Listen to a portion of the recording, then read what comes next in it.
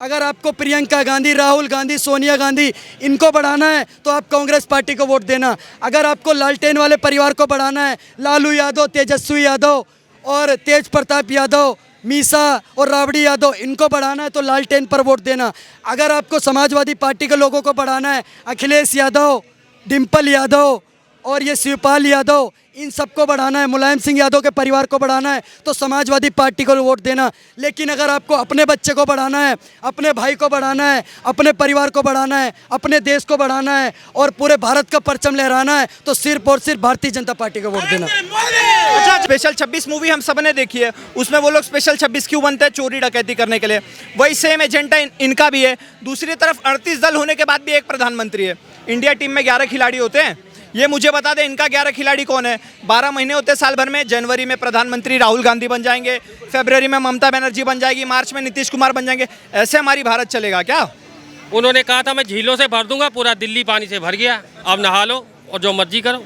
यहाँ पे जाओ, मैं जहाँ शाहदरा में रहता हूँ इतना प्रदूषण है, सीलमपुर साइड इतने पहाड़ के ढेर पड़े, उस पर कोई कुछ नहीं बोलता। लेकिन क्या है, केजरीवाल जब 2014 में करप्शन की लिस्ट निकाली, सबसे करप्ट नेता जो थे आज उनके ही साथ जुड़े हैं। ये सब राजनीति का ढोंग है। आएगा मोदी 2024 में, जिसने इस देश में नरसंहार करवाया था। अगर बीजेपी में कोई भ्रष्टाचार शामिल हुआ है तो वो भ्रष्टाचारी पे क्या हो रहा है, पर आपके में दंगाई शामिल हुआ है, आपके में बलात्कारी शामिल हुआ है, आपके में वो शामिल हुआ है जिसने देश के टुकड़े करने की बात की, कन्हैया कुमार। प्रियंका गांधी रो रो करके कर्नाटक ले लिया मोदी जी से। रो के ले लिया? हाँ, रो के ले लिया कि मेरा नानी मर गया, दादी मर गया, मेरा पिताजी मर गया, शहीद हो गया। लेकिन ये किसके काल में मरा, ये तो बताइए हमको। ये डॉन किसको, कौन पैदा किया था? अंडरवर्ल्ड डॉन, पाकिस्तानी डॉन, किसने किया था? क्यों मारा? डॉन जो पैदा करेगा तो तुमको ही मारेगा। जैसे अमेरिका में ओसामा बिन लादेन को कौन पैदा किया था? अमेरिका ने पैदा किया था, तो अमेरिका का टावर उड़ा दिया। इसी तरह से राजीव बड़ी बात बोल दी। हाँ, एक बात का सब जवाब। प्रियंका गांधी रो रही थी कि हमको भी चाहिए, कुछ दे दो। अच्छा, विपक्ष ये भी कह रहा है कि मोदी राज में तो भारत जो है और पीछे जा रहा है, लग रहा है हम भूतकाल में जा रहे हैं और भविष्य के हमारा कोई प्लान नहीं है। अच्छा, भारत पीछे जा रहा है, अब विकास किधर? अभी तो गाय वाला, वो जो गाय वाला आएगा ना, अभी तो मोदी जी है, वो तुमको द्वापर में ले जाएगा, इतनी पीछे ले जाएगा। ना कोई कष्ट होगा, ना कलेश होगा, ना लड़ाई होगा, ना झगड़ा होगा, ना जात होगी, ना पात होगी। ये मैं कहता हूँ, ये वापस पीछे ले जाने की बात कौन करता है?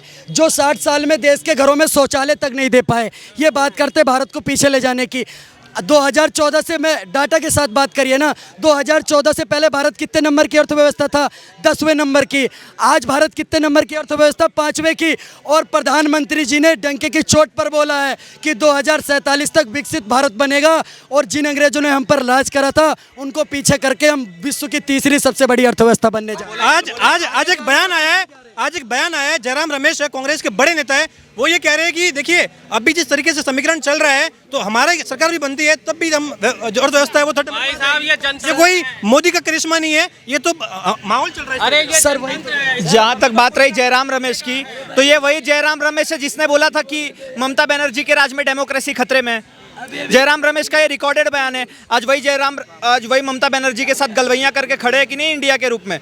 तो इनके बाद इनको तो तवज्जो दो ही मत, ये वही बोलते हैं, उसका अगले दिन ही पता नहीं चलता कि ये क्या कर देते हैं। विपक्षी सिर्फ ताली बजाए, आना तो नरेंद्र मोदी को ही है। ये जो 26 चिरकुट इकट्ठा हो रहे हैं ना, इनको लग रहा है कि हम जीत जाएंगे या हम बहुत अच्छे दिख रहे हैं। ये सारा भ्रष्टाचारी सम्मेलन है। इसलिए इन लोगों को मैं 2 शब्दों में बोलना चाहूँगा कि इन्हें गुमा है कि हमारी उड़ान कुछ कम है, हमें यकीन है कि आसमान कुछ कम है। आज देश का बच्चा, भारत माता का लाल, हमारे माननीय प्रधानमंत्री, यशस्वी प्रधानमंत्री नरेंद्र मोदी जी पूरे विश्व में भारत का परचम लहरा रहे हैं। तो कहीं ना कहीं इन लोगों को मिर्ची लग रही है। क्योंकि मैं कहना चाहता हूं, अगर आपको परिवारवाद की राजनीति बढ़ानी है, अगर आपको प्रियंका गांधी, राहुल गांधी, सोनिया गांधी इनको बढ़ाना है तो आप कांग्रेस पार्टी को वोट देना। अगर आपको लालटेन वाले परिवार को बढ़ाना है, लालू यादव, तेजस्वी यादव और तेज प्रताप यादव, मीसा और राबड़ी यादव इनको बढ़ाना है तो लालटेन पर वोट देना। अगर आपको समाजवादी पार्टी के लोगों को बढ़ाना है, अखिलेश यादव, डिम्पल यादव और ये शिवपाल यादव, इन सबको बढ़ाना है, मुलायम सिंह यादव के परिवार को बढ़ाना है तो समाजवादी पार्टी को वोट देना। लेकिन अगर आपको अपने बच्चे को बढ़ाना है, अपने भाई को बढ़ाना है, अपने परिवार को बढ़ाना है, अपने देश को बढ़ाना है और पूरे भारत का परचम लहराना है तो सिर्फ और सिर्फ भारतीय जनता पार्टी को वोट देना। अच्छा, एक सवाल मेरा ये भी है, देखिए इंडिया नाम रखा है और ये लगातार कह रहे हैं कि इस इंडिया नाम का प्रभाव पड़ेगा, भारत की जनता पे प्रभाव पड़ेगा और हमारी जो लड़ाई है ये इंडिया बनाम नरेंद्र मोदी की विचारधारा, इंडिया बनाम भाजपा की विचारधारा है। मैं आप पर आऊंगा। ये इंडिया जो है ना वो घोटालों से भरा इंडिया है। आई फॉर इंडियन ऑयल घोटाला, उसके बाद एन फॉर ये, एक मिनट मैं आपको बता देता हूँ, नेशनल हेराल्ड घोटाला, फिर उसके बाद डी फॉर दूरसंचार निगम घोटाला, फिर आई फॉर इंडियन ऑयल घोटाला बता ही दिया, ए फॉर एयरबस घोटाला। तो जितने भी घोटाले भरे हैं ना वो इस नकली इंडिया में भरे हुए हैं। आप एक बार देख लो, यहाँ पे करीबन 26 लोग खड़े हैं। स्पेशल 26 मूवी हम सब ने देखी है, उसमें वो लोग स्पेशल 26 क्यों बनते हैं? चोरी डकैती करने के लिए। वही सेम एजेंडा इनका भी है। दूसरी तरफ 38 दल होने के बाद भी एक प्रधानमंत्री है। इंडिया टीम में 11 खिलाड़ी होते हैं। ये मुझे बता दें इनका 11 खिलाड़ी कौन है? 12 महीने होते हैं साल भर में। जनवरी में प्रधानमंत्री राहुल गांधी बन जाएंगे, फरवरी में ममता बनर्जी बन जाएगी, मार्च में नीतीश कुमार बन जाएंगे। ऐसे हमारी भारत चलेगा क्या? ऐसे हमारा सरकार चलेगा तो पाकिस्तान में और भारत में फर्क क्या रह गया? ये कह रहे हैं हमारे मन मिल गए, हम आपस में जो है निर्णय लेंगे और एक ऐसे व्यक्ति को बिठाएंगे जो वाकई में देश को आगे बढ़ाए। मन नहीं मिल गए, भ्रष्टाचारी संगम मिल गए। जितने बड़े भ्रष्टाचारी उतना बड़ा पद मिलेगा। और इसमें जो नेशनल हेराल्ड वाले ना वही नेतृत्व करेंगे। उसके बाद ममता बनर्जी आएगी जो रोहिंग्याओं को बसाती है। ऐसे ही जितने भी भ्रष्टाचारी है लाइन में लगे हुए हैं प्रधानमंत्री बनने की। मैं एक ही बात कहना चाहूँगा, ये जो तुम्हारा सपना है ना वो सपना इस जीवन में तो पूरा होने से रहा। जो आम आदमी पार्टी का झाड़ू है उसी झाड़ू से इनको मार के और सपा के साइकिल पे खदेड़ेंगे। भाई साहब केजरीवाल कह रहे हैं हमने इतनी तरक्की करी है और इसलिए हमें मौका दो कि हम देश का नेतृत्व करें। इतनी तरक्की कर दी है कि सड़कों में झीलें ही झीलें नजर आ रही हैं, पानी पानी नजर आ रहा है और तो कुछ नजर नहीं आ रहा। उन्होंने कहा था मैं झीलों से भर दूंगा, पूरा दिल्ली पानी से भर गया। अब नहा लो और जो मर्जी करो। दिल्ली की सरकार ने फ्री पानी, फ्री बिजली के साथ फ्री प्रदूषण, फ्री सड़कें, फ्री अस्वच्छता, फ्री गंदा पानी भी दिया है। आप जाके देखिए कहीं कुछ भी नहीं है। किस शिक्षा की बात करते हैं? यहाँ पे जाइए आप, 10-10 साल के बच्चे आपको भीख मांगते मिल जाएंगे। किस शिक्षा की बात करते हैं आप? यहाँ पे जाओ, मैं जहाँ शाहदरा में रहता हूँ इतना प्रदूषण है, सीलमपुर साइड इतने पहाड़ के ढेर पड़े, उस पर कोई कुछ नहीं बोलता। लेकिन क्या है, केजरीवाल जब 2014 में करप्शन की लिस्ट निकाली, सबसे करप्ट नेता जो थे आज उनके ही साथ जुड़े हैं।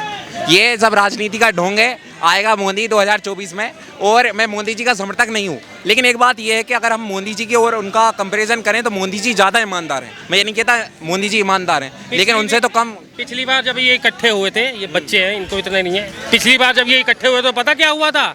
47 टन सोना गिरवी रखना पड़ा था हमको। वो बात देखिए और आज की बात देखिए। आज हमारा जो 6 मिलियन के बराबर हमारा रिजर्व बैठा है, उस टाइम कहाँ गया था? उस टाइम तो 5 मंत्री बने थे, डोडे घोड़ा भी, मतलब जो भी आया ईट पत्थर रोड़ा सबको प्रधानमंत्री। इंद्र कुमार गुजराल, जिनके कभी हमने नाम भी नहीं सुने थे और कुछ भी नहीं सुने थे। आज के बच्चों को ये नहीं मालूम है। एक मिनट,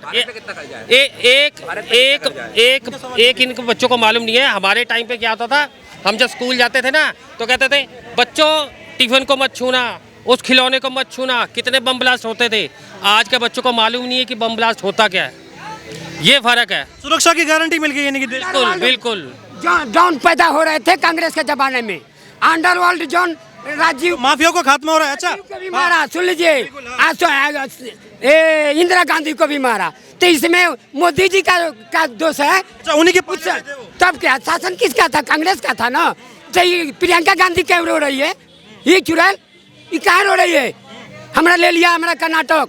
आज के बाद कर्नाटक के बाद कोई भी राज मोदी से नहीं वापस जाएगा। मैं 9 साल से मोदी जी के साथ लगा हुआ, बनारस से लेकर। ये तो कह रहे हैं मुखाड़ के फेंक देंगे मोदी सरकार को, उनकी विचारधारा को। ये जो यूपीए अब इंडिया बन के आया ना, अब क्या है कि नया क्या है, पहले जो था घोटाला छुपने वाला नहीं है। पहले सलवार और वो पहन के घूम रहे थे, अब लाली लिपस्टिक पाउडर लगा के तुम जनता के सामने आ जाओगे तो जनता ये नहीं भूल जाएगी कि तुम्हारे कारनामे क्या है। जो कुकर्म है ना वो देश का बच्चा जानता है कि किस तरीके से आपने देश की आज़ादी के बाद कैसे भारत का टुकड़ा किया। ये तो कहती है बेटी हूँ, लड़ सकती हूँ मैं। अरे मैं इनका बेटी का सबसे बड़ा एजेंडा देखो ना कि अगर यूपी में कोई दलित लड़की होती है तो ये पूरा का पूरा कुनबा पहुंचता है गेट तोड़ के लड़ने के लिए। पर राजस्थान नहीं जाते, बंगाल नहीं जाते, हरियाणा क्या नाम है आपका, बिहार नहीं जाते। सेलेक्टेड है ना ये लोग, एक तरीके से अपना राजनीति चमकाते ये गिर चुके हैं जमीन चाटने वाले लोग कि अब 26 लोग मिल के आए मोदी को हराने। ये लोग कह रहे हैं कि हम गरीबों के लिए लड़ रहे हैं और एक कह रहा है कि मैं आऊँगा तो बेरोजगारी दूंगा। सबसे बड़ा बेरोजगार देश के को रोजगार देगा। हैरानी की बात है कि ये लोग बेंगलुरु में मीटिंग करने जाते हैं तो वहाँ पर अपने स्पेशल प्राइवेट प्लेन से जाते हैं, 3000 से ज़्यादा रुपए की बोतल की पानी पीते हैं, उससे ज़्यादा के इनके अकाउंट में पैसे पड़े हुए हैं, हजारों करोड़ों रुपए, और उसको हराना चाहते हैं जो देश का लाल देश के लिए लड़ रहा है। तो लाली लिपस्टिक लगाने से देश की जनता नहीं भूलने वाली है, जानती है कि ये वही यूपीए है जिसने इस देश में नरसंहार करवाया था।